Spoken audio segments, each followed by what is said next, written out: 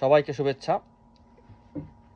Pharmacy profession নিয়ে আমি একটি পেজ করেছি এবং আমি সবসময় ফার্মেসির প্রফেশন নিয়ে কথা বলবো এবং বিভিন্ন তথ্য চেষ্টা করব সবার সাথে শেয়ার করার জন্য।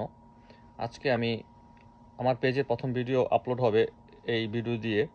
এই জন্য আমি প্রথম যে কথাগুলো বলবো সেটা হচ্ছে ফার্মেসি যে প্রফেশন, এটা কাজ কী।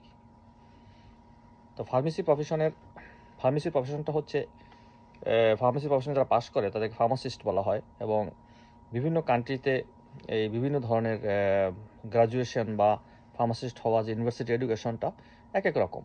তবে ম্যাক্সিমাম কান্ট্রিতে 5 ইয়ার্স পর একজন মানুষ ফার্মাসিস্ট হয় ইউনিভার্সিটি এডুকেশন। আর সুইডেন এবং নরওয়ে এবং ফিনল্যান্ড যতটুকু আমি জানি এখানে একটু আছে 5 ইয়ার্স এবং 3 ইয়ার্স এটা ওকে ডিভাইড করেছে। তো এভাবে বিভিন্ন জায়গায় বিভিন্ন ধরনের, আমাদের বাংলাদেশের মতো কান্ট্রিতে যেমন 4 ইয়ার্স ব্যাচেলর ইন ফার্মেসি বলা হয়। তো ফার্মাসিস্টদের প্রধান যেই কাজ সেটা নিয়ে আমি একটু কথা বলবো। ফার্মাসিস্টদের প্রধান কাজ হচ্ছে দ্য সেফ ইউজ অফ মেডিসিনের নিশ্চিত প্রয়োগ, মেডিসিনের যে আপনার অ্যাকুরেট যে প্রয়োগটা আছে এটি হচ্ছে এনশিওর করা, নিশ্চিত করা। এটা হচ্ছে মূল কাজ।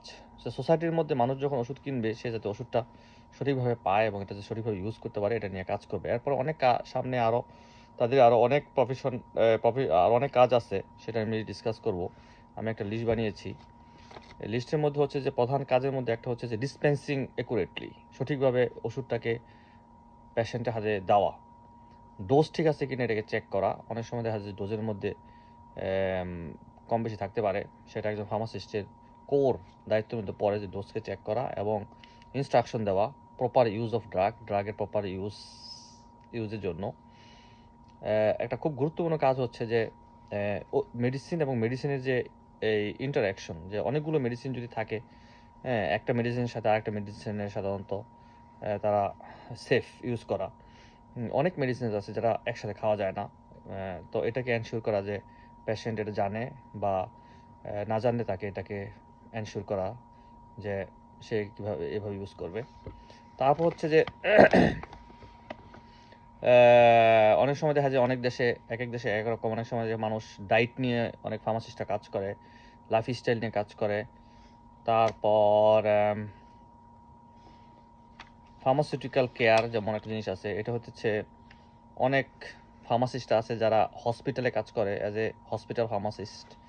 ডাক্তারের সাথে তারা থাকে, তারা সেখানে ডাক্তার এবং নার্সদের সাথে কাজ করে এবং সেখানে তারা যেই এই মেডিসিনাল যে থেরাপি বা মেডিসিনাল যেই এটা চলতে থাকে, থেরাপি চলতে থাকে হসপিটাল সেটিংয়ে, সেটাকে ফার্মাসিস্টরা সেই ডোজগুলো দেখে, কোন ওষুধ কাজ করতেছে কোন ওষুধ কাজ করতেছে না, ওটা যদি অ্যাডজাস্ট করতে হয় এগুলো ডাক্তারের সাথে হ্যান্ড ইন হ্যান্ডে কাজ করে।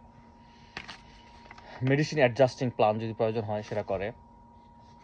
পাবলিক হেলথ কন্ট্রিবিউশন, অনেক কান্ট্রিতে আছে যেখানে ডিজিজ প্রিভেনশনে ফার্মাসিস্টরা ব্যাপক ভূমিকা পালন করে। ভ্যাকসিনের মতো ইম্পর্টেন্ট ক্যাম্পেইনগুলো অনেক সময় ফার্মাসিস্টরা করে, অনেক কান্ট্রিতে আছে। তারপর ফার্মাসিস্টদের আরেকটা অনেক বড় প্রফেশন হচ্ছে যে ফার্মাসিউটিক্যালস কোম্পানিতে সাধারণত এই রিসার্চ অ্যান্ড ডেভেলপমেন্ট, নতুন ড্রাগ নিয়ে আসা, এগুলোতে ফার্মাসিস্টরা কাজ করে। কিন্তু ইন্ডাস্ট্রির যে ফার্মাসিস্টদের কাজ, এটা হচ্ছে একটা ডিসিপ্লিনারি একটা অর্গানাইজেশন। সেখানে শুধু ফার্মাসিস্টরা কাজ করে না, ওইখানে ফার্মাসিস্ট থাকে, বায়োকেমিস্ট থাকে, সেখানে মার্কেটিংয়ের লোক থাকে, সেখানে রিসার্চাররা থাকে।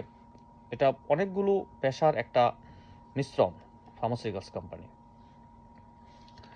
এখন আমি যে কথা বলবো, আমার এই ফার্মেসি প্রফেশনের এই পেজ বানানোর একটা উদ্দেশ্য ছিল যে আমি অ্যাজ এ বাংলাদেশের যেই ফার্মেসি প্রফেশন, এবং আমি অ্যাজ এ লাইসেন্স ফার্মাসিস্ট, সুইডেনের লাইসেন্স ফার্মাসিস্টের জন্য যেহেতু আমি এখানে লাইসেন্স ফার্মাসিস্ট কাজ করি এবং অনেকদিন ধরে কাজ করছি, এই দুইটা কান্ট্রির একটা কম্পারিজন আমি তৈরি করব এবং আমি দেখাবো যে কীভাবে এই ফার্মেসি প্রফেশনকে প্র্যাকটিস করা হয় এবং কোনটা ভালো এবং কোনটা ল্যাকিং।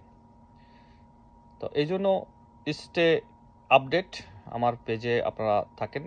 মাঝে মাঝে আমি ছোট ছোট ভিডিও বানাবো, বিভিন্ন বিষয় নিয়ে কথা বলবো, ইন্টারেস্টিং বিষয় নিয়ে, যেটা সবার উপকার হবে। তো আজকে এই পর্যন্তই। থ্যাংক ইউ সবাইকে।